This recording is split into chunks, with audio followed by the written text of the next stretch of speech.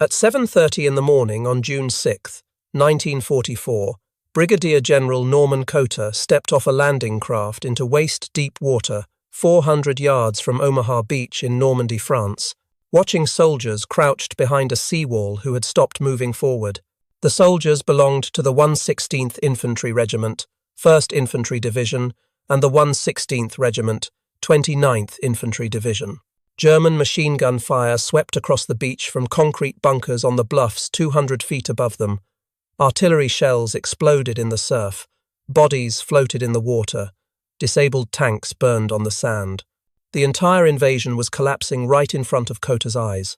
He was 51 years old, Assistant Division Commander of the 29th Infantry Division, one of the most senior officers to land in the first waves.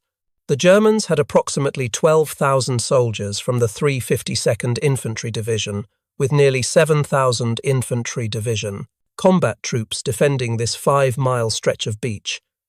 They occupied fortified positions on the high ground with interlocking fields of fire covering every approach. American doctrine said the pre-invasion naval and air bombardment would destroy these defenses. The plan called for 40 minutes of naval gunfire and 30 minutes of heavy bomber strikes to neutralize the German positions before the 1st Infantry touched shore at 6:30 in the morning as the bombardment ended. The American planners believed in firepower. They believed that enough shells and bombs could destroy any defensive position. The numbers supported this belief. Thousands of tons of explosives were going to hit a 5-mile stretch of beach. Nothing could survive that. The Germans would be dead or too stunned to fight effectively. The infantry would walk ashore against minimal resistance. The Germans had a different plan. Field Marshal Erwin Rommel had taken command of coastal defences in late 1943. He'd seen what Allied firepower could do in North Africa. He knew the Allies would bombard the beaches before landing. He designed his defences to survive that bombardment. Rommel ordered the construction of massive concrete bunkers with walls 6 feet thick. He positioned them to provide interlocking fields of fire. He built obstacles on the beach, steel barriers and wooden posts topped with mines that would rip open landing craft. He laid thousands of mines in the sand and behind the seawall. He told his officers that the invasion had to be stopped at the waterline. The first 24 hours would decide the war. If the Allies got off the beaches and established a beachhead, German forces would never dislodge them. The Allies had too much material, too many men, too much air power. Once they got ashore in strength, they'd win. So the beach was everything. The beach was where Germany would win or lose. Every defensive position was designed with that in mind. Kill them on the beach. Stop them in the water. Don't let them get inland. But the bombardment had failed. The Navy fired from too far offshore, between 5,000 and 6,000 yards out to avoid German coastal artillery. Most shells overshot their targets and exploded inland. 2 battleships, 3 cruisers, and 13 destroyers had pounded the beach for 40 minutes. They fired thousands of rounds. The noise was deafening. The flashes lit up the pre-dawn darkness. From offshore, it looked like the entire coast was being obliterated. But the Germans in their concrete bunkers barely felt it. The shells were landing behind them, in the fields and villages inland. The fortifications on the bluffs remained untouched. The air bombardment was equally ineffective. The bombers, flying through heavy cloud cover at high altitude, released their bombs late to avoid hitting the approaching landing craft. 448 B-24 Liberators from the 8th Air Force dropped 13,000 bombs in a 30-minute window. Nearly all landed 1 to 3 miles inland. They killed cows. They cratered empty fields. They destroyed abandoned buildings. They didn't touch a single German bunker on the beach. The bombardiers couldn't see their targets through the clouds. They relied on instruments and timing, but the timing was off. Every bomb aimer added a few extra seconds before release, just to be safe, just to make sure they didn't hit American troops. Those few seconds meant the bombs fell inland. The safety margin that was supposed to protect the infantry doomed them instead. When the first wave of infantry hit Omaha at 6:30, they ran straight into intact German defenses. Company A of the 116th Regiment landed directly in front of a fortified strongpoint at Dog Green sector. The ramp dropped. German machine guns opened fire immediately. 32 men were killed before they left their landing craft. They died in the boat or in the boat, the water trying to get out. The ones who made it to the water were loaded down with 60 pounds of equipment. Some drowned in water over their heads. Others were hit by machine gun fire as they struggled toward shore. The company had landed in the worst possible location. A German strongpoint, designated WN-71, sat on the bluff directly overlooking their landing site. The bunker housed 3 machine guns and had perfect fields of fire covering the entire sector. The Germans couldn't miss. They just aimed at the waterline and pulled the triggers. Company A suffered 65% casualties in the first 10 minutes. Within 30 minutes, 96% of the company was dead, wounded, or combat ineffective. Out of over 200 men, fewer than 20 made it across the beach uninjured and combat ready. The company had effectively ceased to exist as a fighting unit before most of them even reached the sand.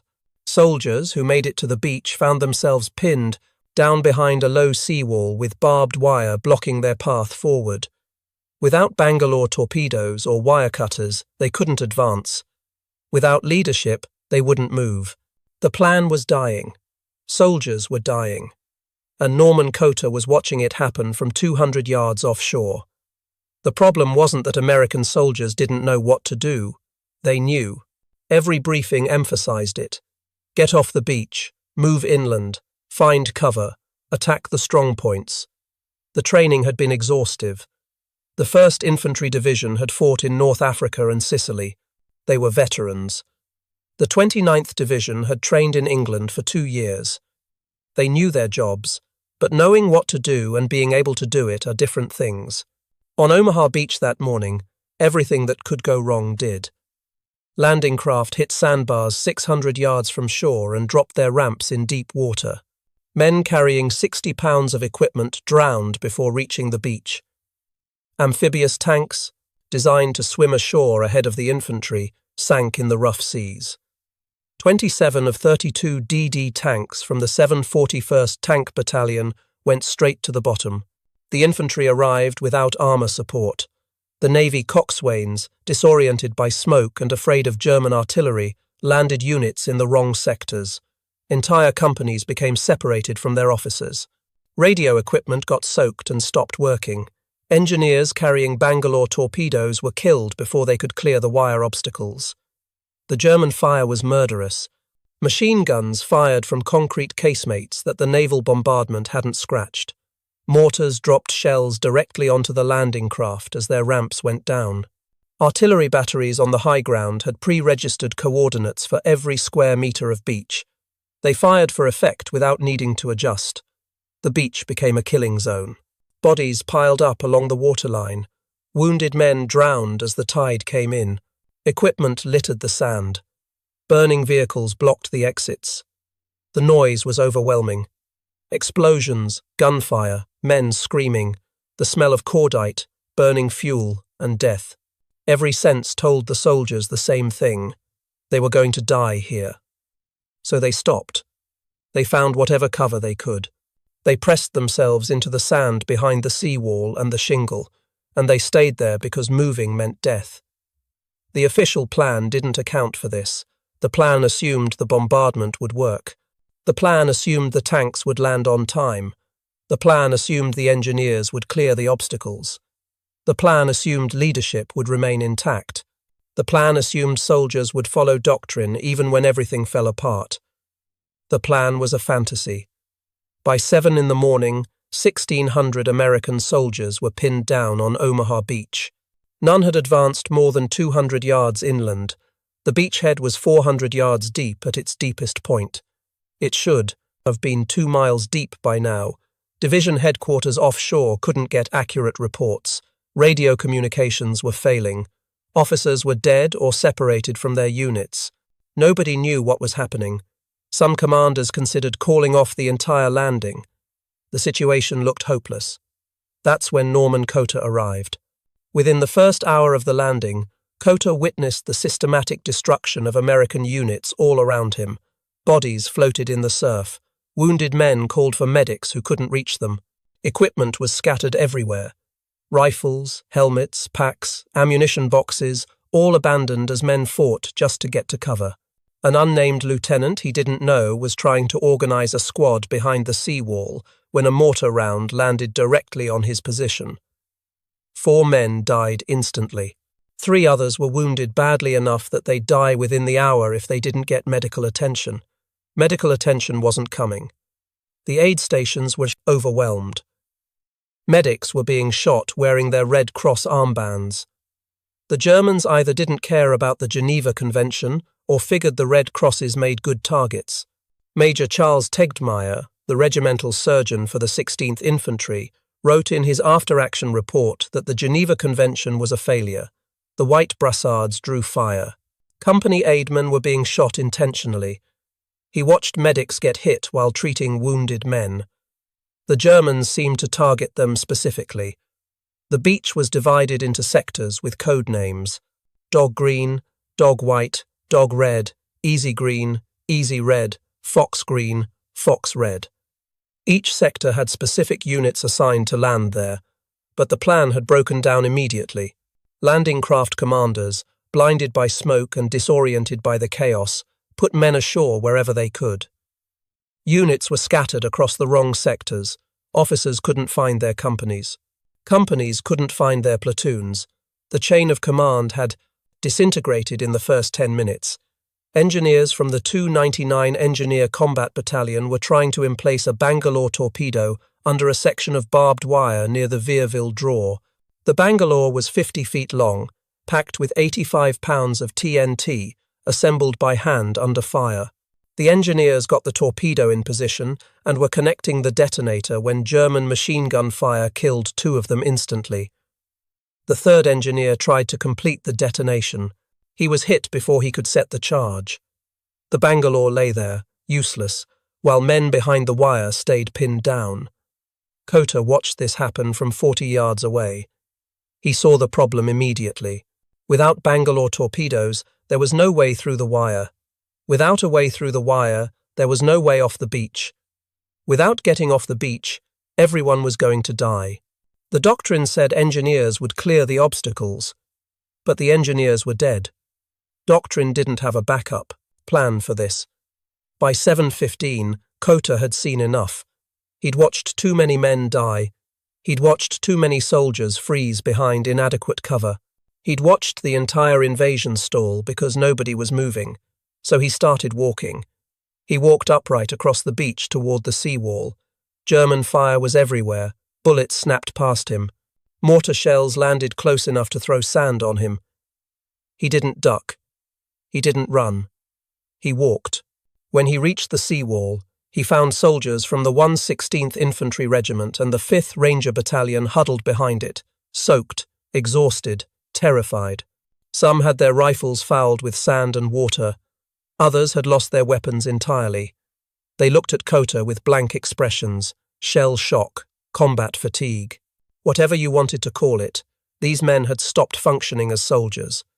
Kota knelt beside them and spoke clearly. He told them they were being killed on the beaches.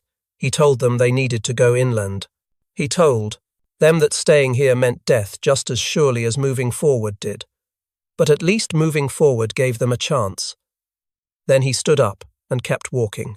What happened in the next 4 hours would determine whether the Normandy invasion succeeded or failed. The plan had been clear. Get infantry off the beach in the first 30 minutes. Secure the beach exits in the first hour. Move 2 miles inland by noon. Link up with British forces at Gold Beach to the east and American forces at Utah Beach to the west. By nightfall on June 6th, the 1st Infantry Division was supposed to control Colleville-sur-Mer and be pushing toward Bayeux, but plans die when they meet reality. The reality at Omaha Beach was that American forces were stuck. The beach exits, narrow draws through the bluffs, were covered by German strongpoints. Machine guns and mortars had pre-registered fire on every approach. Even if soldiers got through the wire, they'd be slaughtered trying to climb the draws. The Safta 60A2, Germans knew this. They'd spent years fortifying these positions. They'd cleared fields of fire. They'd emplaced obstacles. They'd registered artillery coordinates. Every inch of beach was covered by overlapping fire. The defenses weren't designed to repel every attacker. They were designed to slow the Americans down long enough for German reinforcements to arrive and push them back into the sea. Field Marshal Erwin Rommel had inspected these defenses personally. He'd told his officers that the invasion must be stopped at the waterline. Once the Allies established a beachhead and got their armour ashore, German forces wouldn't be able to dislodge them. The beach was the killing zone. The beach was where the war would be decided. Rommel understood this perfectly. So did Kota. The difference was that Kota was standing on the beach with the soldiers who were dying. He wasn't reading reports miles away. He was there, in the middle of it, and he could see exactly what needed to happen. Somebody had to move forward. Somebody had to find a way through the wire. Somebody had to attack those strong points, and that somebody had to be him. At approximately 7:45, Kota found a group of Rangers from the 5th Ranger Battalion pinned down near a section of damaged wire. The wire wasn't completely intact. Naval gunfire had torn a gap in it, maybe 3 feet wide. The gap was under direct fire from a German machine gun position 70 yards up the bluff. Any soldier trying to go through would be cut down immediately. The Rangers knew this. They'd tried twice already. Both times, the first man through was killed instantly. Now they were stuck, waiting for someone else to figure out what to do. Kota walked up to them and asked what unit they belonged to. Someone answered, 5th Rangers. Kota looked at the gap in the wire, looked at the machine gun position, looked back at the Rangers, and said something that became the motto of every Ranger unit that followed. Well, God damn it, Rangers, lead the way. Then he walked through the gap himself. The machine gun didn't fire. Maybe the German gunner was reloading. Maybe he was distracted by fire from a destroyer offshore. Maybe he just didn't see Kota in time. It didn't matter. Kota made it through, turned around, and waved the Rangers forward. They followed him. 12 men made it through the gap before the machine gun opened up again. 2 were hit. The rest scattered and found cover in the tall grass on the slope leading up the bluff. Kota kept moving. He crawled up the slope with the Rangers spread out behind him. When they reached a position where they could see the machine gun bunker, Kota directed suppressing fire, while 2 Rangers worked their way around to the flank. They got close enough to throw grenades through the bunker's firing slit. The machine guns stopped. That was the first German strongpoint cleared on Omaha Beach. The time was 8:04 in the morning, 1 hour. And 34 minutes after the first wave landed, Kota's action did something the naval bombardment and the airstrikes hadn't done. It showed the soldiers on the beach that the German defences could be beaten. If Kota could walk through the wire and knock out a machine gun bunker, then so could they. Word spread along the beach. A general had broken through near Vierville. Men started moving. Not in organised units, not according to the plan, but in small groups. A squad here, a fire team there. Soldiers who'd been frozen by fear 10 minutes earlier suddenly found themselves following sergeants and lieutenants who decided it was time to stop dying on the beach and start killing Germans inland. By 8:30, Bangalore torpedoes were being emplaced successfully. Engineers who'd survived the initial landings started clearing wire obstacles. They worked under covering fire from riflemen who'd organised themselves into ad hoc fire teams. The engineers would slide a Bangalore torpedo under the wire, connect the sections, arm the detonator, shout a warning, and detonate the charge. The explosion would blow a gap 4 meters wide. Infantry would pour through before the Germans could react. Then the process would repeat 50 yards further up the beach. It wasn't pretty. It wasn't according to plan. But it worked. Kota didn't stop with one bunker. He kept moving up and down the beach for the next 3 hours. He'd find a unit that was stuck, assess the problem, and either solve it himself or direct someone else to solve it. His presence alone changed the dynamic. Soldiers saw a general walking upright under fire and realized that if he could do it, maybe they could too. At one point, he came across soldiers pinned down by a German sniper in a church steeple in Vierville. The sniper had a clear view of the beach exit and was picking off anyone who tried to advance. Men were dying one by one as they attempted to move up the draw. Kota found a soldier with a bazooka, pointed at the steeple, and told him to shoot it. The soldier looked at him like he was crazy. "Shoot a church?" Kota repeated the order. The soldier fired 3 rounds. The first 2 missed. The third one hit the steeple. The sniper stopped firing. The draw was open. Near the Les Moulins draw, Kota encountered Company C of the 116th Infantry Regiment huddled behind the sea wall. They'd been there for 90 minutes. Their company commander was dead. Their executive officer was wounded. Nobody was giving orders. The men just sat there, waiting for someone to tell them what to do. Kota organized them into 2 groups, designated one sergeant as acting commander, and personally led them through a gap in the wire that engineers had just blown open. He didn't ask them to follow. He didn't give them a choice. He just started walking, and they went with him because the alternative was sitting on the beach waiting to die. When they reached the base of the bluff, he pointed toward a German machine gun position and told them to take it out. They did, not because they suddenly became brave, but because Kota had shown them it was possible. The German positions could be taken. The bunkers could be destroyed. They just had to move. On the eastern end of the beach near Fox Green, Kota found a group of soldiers arguing about whether to wait for tank support or advance on foot. The tanks that hadn't sunk were still down on the beach, trying to find routes through the obstacles. The soldiers were using the absence of armor as an excuse not to move. Kota settled the argument by walking past them toward the German positions. He didn't say anything.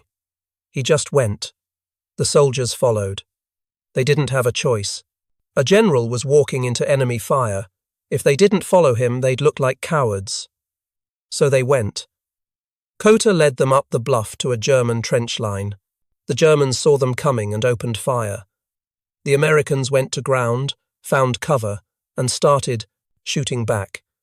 They cleared the trench with grenades and rifle fire. It took 20 minutes. 3 Americans died, but the trench was theirs, and the Germans fell back to the next line of defense. The technique Kota used wasn't revolutionary. It wasn't some brilliant tactical innovation. He simply led from the front. He showed the soldiers what needed to be done by doing it himself. Where other officers shouted orders from behind cover, Kota walked upright under fire. Where other officers waited for supporting units to arrive, Kota attacked with whoever was nearby. Where other officers tried to reorganize their units according to the plan, Kota grabbed whatever soldiers he could find and used them. The effect was immediate and profound. Soldiers who'd been paralyzed by fear started moving when they saw a 51-year-old general walking through machine gun fire like he was inspecting a parade ground. It wasn't rational. It wasn't doctrine. It was pure leadership by example. Junior officers who'd lost their commanders started making decisions instead of waiting for orders. If a general could make decisions under fire without perfect information, then so could they. They stopped waiting for the situation to match the plan and started dealing with the situation as it actually was. Sergeants who'd been trying to keep their men alive by keeping them behind cover started thinking about how to attack.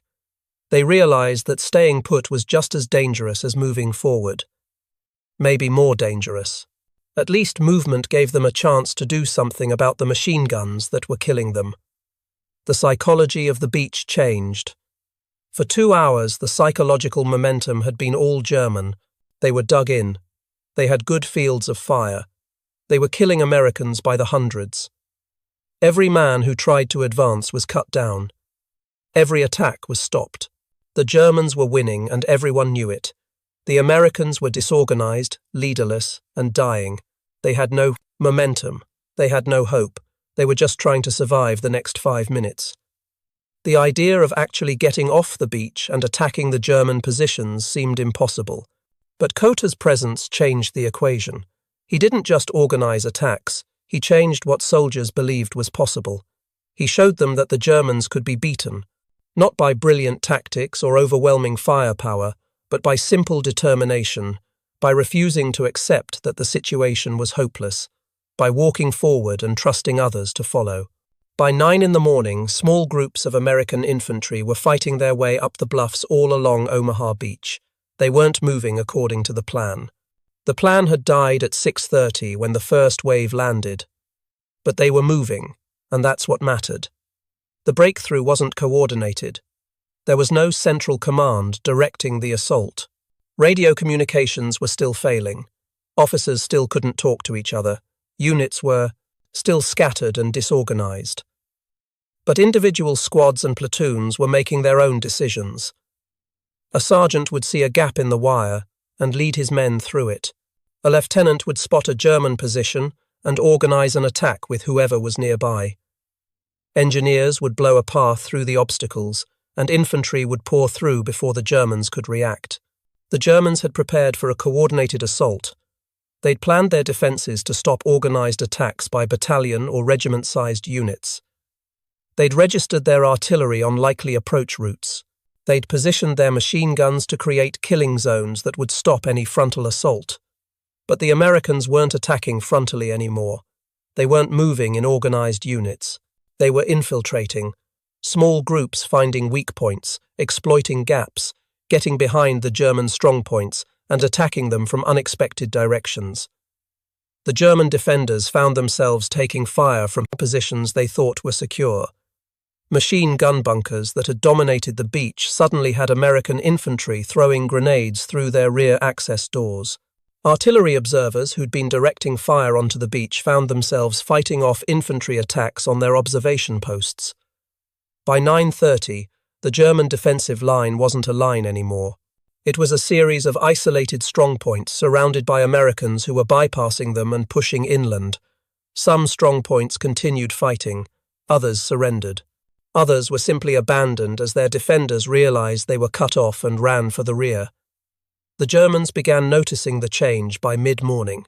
At regimental headquarters, Colonel Ernst Goth, commanding the 916 Grenadier Regiment of the 352nd Infantry Division, received reports from all along the beach defenses. American troops were pushing inland despite heavy casualties. His strongpoints near Vierville and Colville were under coordinated assault. Goth's headquarters was at Treviers, several miles inland from the beach. He couldn't see what was happening, but he could hear it. The radio reports painted a picture of American forces that were supposed to be pinned down on the beach, suddenly attacking with ferocity his men hadn't expected. The 352nd Division's defensive plan had been based on keeping the Americans pinned on the beach until German armoured reserves could arrive and counterattack. The Panzers were supposed to roll down to the coast, push the invaders back into the sea, and end the invasion in a single day. That's what Rommel had promised. That's what the plan called for. But the armour wasn't coming. Allied air superiority meant German reinforcements couldn't move during daylight without being destroyed. Fighter bombers patrolled every road. Any German column that tried to advance toward the coast was spotted from the air and attacked. The troops at Omaha were on their own. Goth ordered his company commanders to hold their positions. He told them reinforcements would arrive by nightfall. They just needed to keep the Americans contained for another 10 hours. Just hold until dark. Then the Panzers would come. Then they'd counterattack. Then they'd push the Americans back. But his company commanders were already reporting ammunition shortages. The naval bombardment hadn't destroyed the bunkers, but it had disrupted supply lines. Roads were cratered. Communication lines were cut. Supply trucks couldn't get through. German soldiers were down to a few hundred rounds per machine gun. Mortar teams were rationing shells, artillery batteries were running low, and the Americans just kept coming. The German defenders had done everything right. They'd built strong fortifications. They'd prepared their fields of fire. They'd trained for this moment. They'd killed hundreds of Americans in the first hour. By every tactical measure they were winning, but they were still losing because the Americans refused to quit. At 10:20, one of Goth's strongpoints was overrun. American infantry from the 5th Ranger Battalion attacked from 3 directions simultaneously. They used rifle grenades to suppress the bunker's firing ports, then assaulted with grenades and satchel charges. The Americans took 24 prisoners. The Vierville draw was open. German officers watching from inland positions couldn't believe what they were seeing. American soldiers who'd been pinned down on the beach were now attacking fortified positions with a ferocity that seemed suicidal. The Americans weren't using clever tactics. They were just advancing relentlessly, accepting casualties, and grinding through the defenses by sheer determination. By 11 in the morning, 3 of the 5 beach exits were in American hands. Infantry from the 1st Infantry Division and 29th Infantry Division were moving inland toward Colville-sur-Mer and Vierville. The tint of the 1st. Beachhead was no longer at risk of collapsing. The invasion would succeed. German commanders recognized this. At 11:30, General Dietrich Kreis, commanding the 352nd Infantry Division, reported to General Marx at 84th Corps headquarters that his forces could no longer contain the American penetration. He requested permission to withdraw to prepared defensive positions 3 kilometers inland. Permission was denied. Hitler had personally ordered that every meter of French soil be defended. Retreat was forbidden.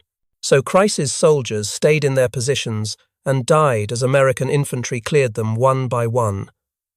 The psychological effect on German troops was severe. For 2 years, they'd been told the Atlantic Wall was impregnable. They'd spent months building fortifications. They'd trained for the invasion. They knew their fields of fire. They had good defensive positions. And it hadn't mattered.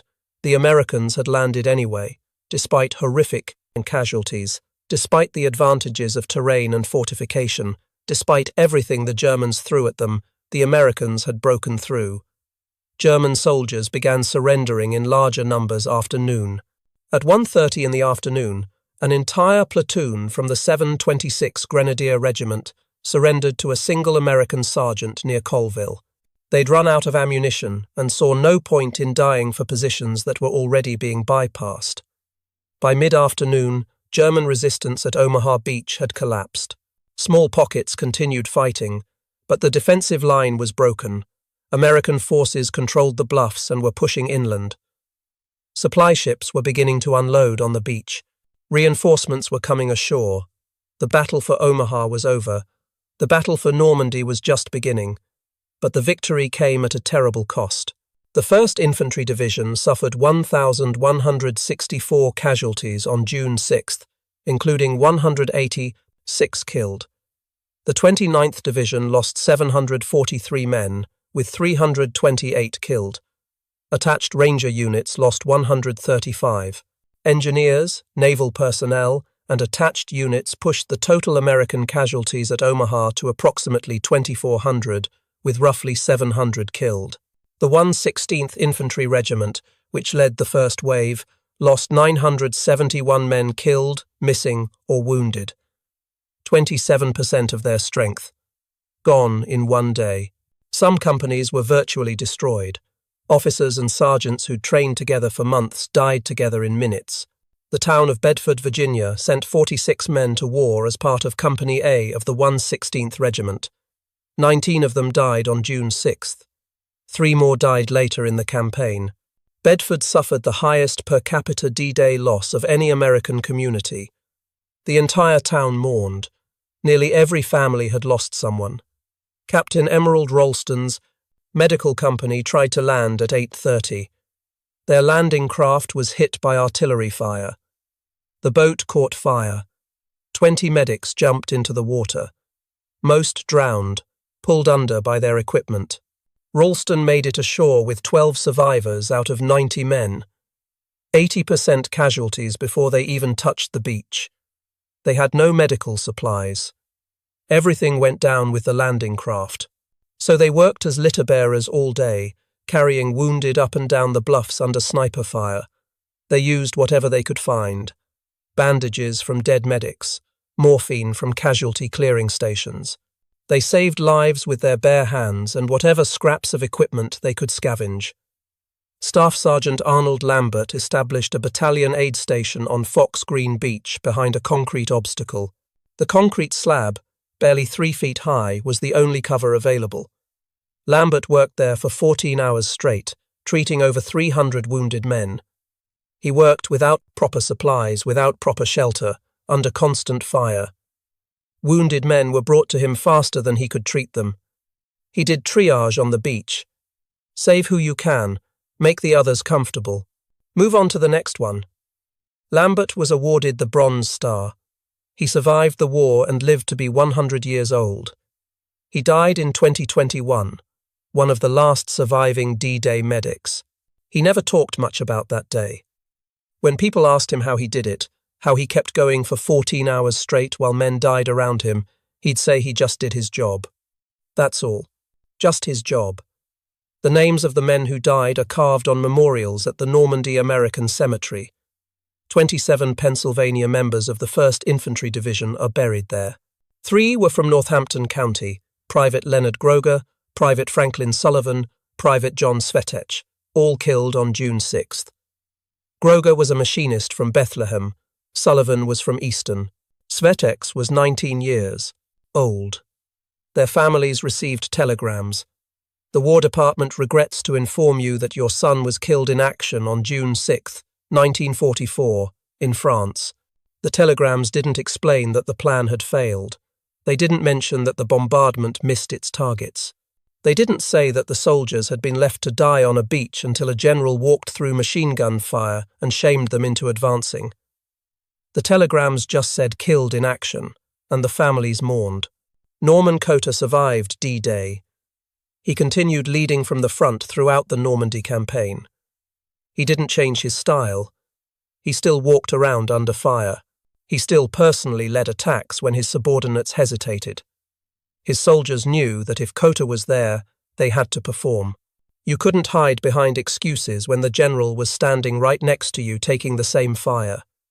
On July 18, 1944, he was wounded by shrapnel during the battle for St. Lo. The injury wasn't severe enough to evacuate him. Shrapnel tore into his leg and arm. Medics patched him up at a field hospital. He returned to duty within days, still limping but refusing to stay in the rear. On August 14th, he was promoted to command of the 28th Infantry Division after its previous commander was relieved for poor performance. The 28th had been mauled in the Normandy hedgerows. Their casualties were high. Their morale was low. They needed a commander who could restore their fighting spirit. Cotter did exactly that. He led the 28th Division through the liberation of Paris, into Belgium, and across the German border. His division was one of the first Allied units to enter Germany. They fought through the Siegfried Line.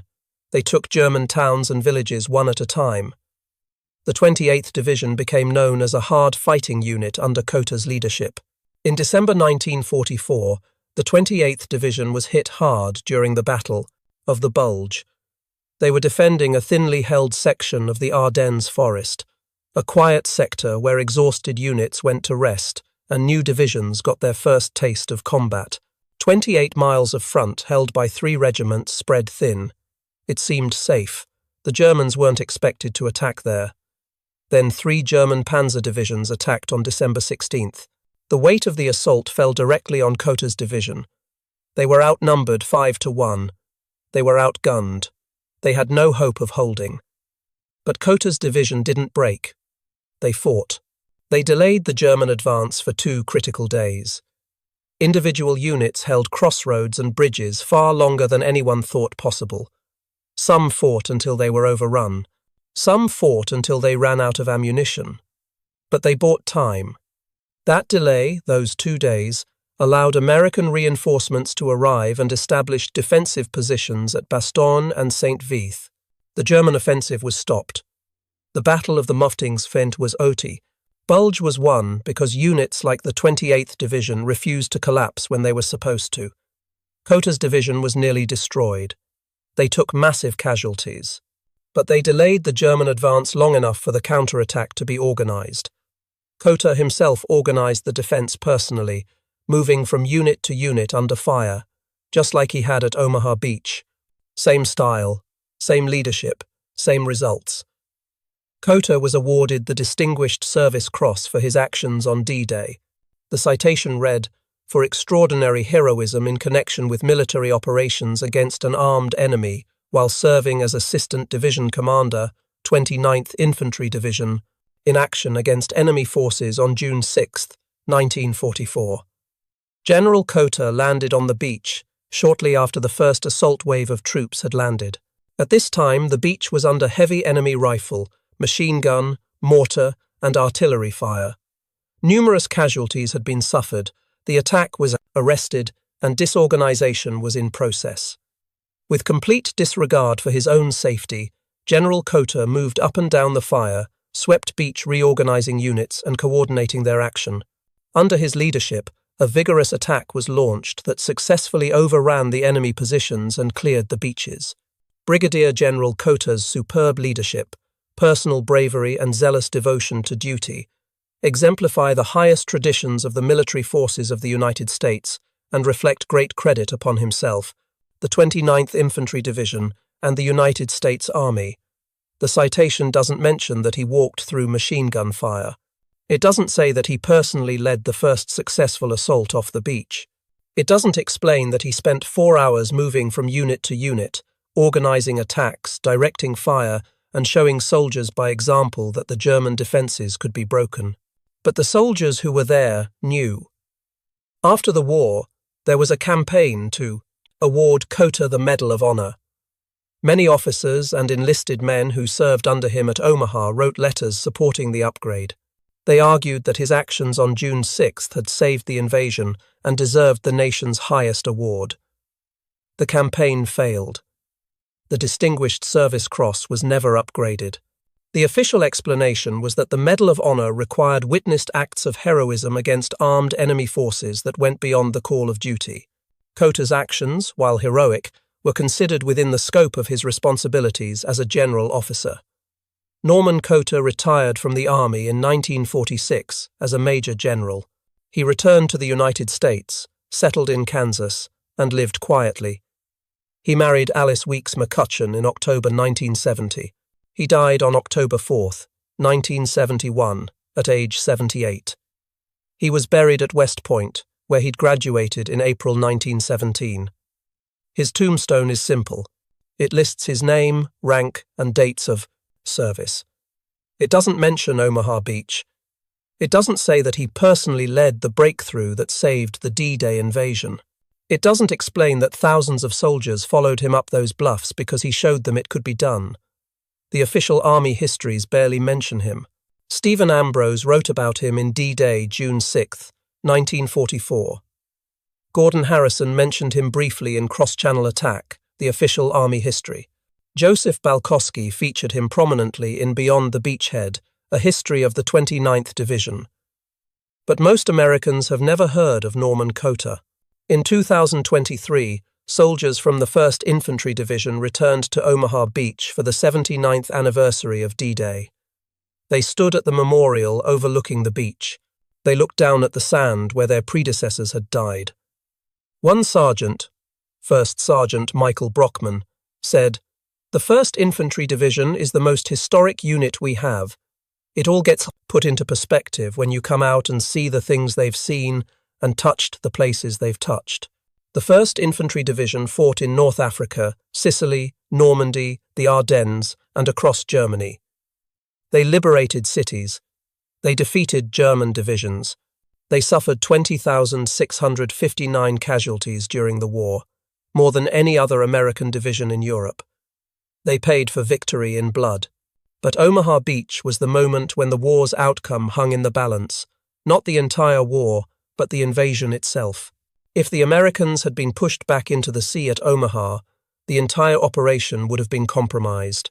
The British and Canadian beaches to the east, Gold, Juno, and Sword, had achieved their objectives with lighter casualties. They'd gotten off the beaches. They'd moved inland. But they were isolated. Utah Beach to the west was also successful, but it was too far away to link up quickly. If Omaha had failed, there would have been a 30-mile gap in the Allied line. The Germans could have concentrated their reserves against the isolated British and Canadian forces. They could have pushed them back to the sea sector by sector. The entire invasion could have collapsed. Even if the Allies held their beachheads, losing Omaha would have meant losing the deep water port facilities they needed. Without Omaha secured, supplies couldn't flow inland fast enough. The logistics would have strangled the advance. The liberation of Europe would have been delayed by months, maybe years. Stalin was already suspicious that the Western Allies were delaying the Second Front deliberately. Another failed invasion might have convinced him to seek a separate peace with Germany. The alliance that won the war could have fractured. The strategic consequences of failure at Omaha were catastrophic. Everything depended on getting off that beach, and for 2 hours it looked impossible. But Omaha didn't fail. Not because the plan worked. The plan failed spectacularly. Omaha succeeded because soldiers like Norman Cotter refused to accept failure, because when the plan died, they improvised, because when their officers were killed, they led themselves, because when staying on the beach meant death, they chose to move forward. Wars are won through the courage of individual soldiers who make the right decision at the critical moment. On June 6, 1944, when everything was falling apart and the invasion was on the verge of collapse, Norman Cotter stood up and led.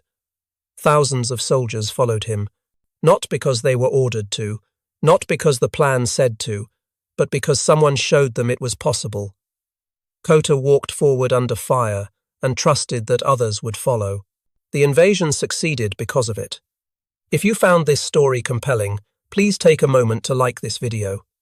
It helps us share more forgotten stories from the Second World War. Subscribe to stay connected with these untold histories. Each one matters, each one deserves to be remembered, and we would love to hear from you. Leave a comment below, telling us where you are watching from. Our community spans from Texas to Tasmania, from veterans to history enthusiasts. You are part of something special here. Thank you for watching and thank you for keeping these stories alive.